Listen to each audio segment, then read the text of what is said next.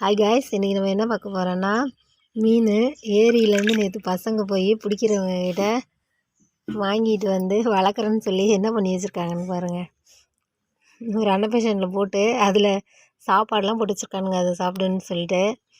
சின்ன தொட்டிலெலாம் பாசானா இருக்கும், அதை கழுவிட்டு இப்போ அதில் விட போகிறாங்க. வாங்க பார்க்கலாம்.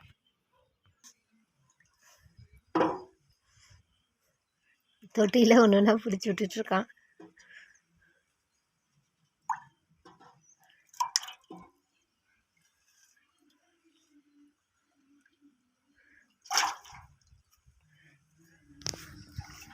அது பாருங்க எவ்வளோ ஜாலியாக விளையாண்டுட்டுருக்குன்னு தொட்டிக்குள்ள.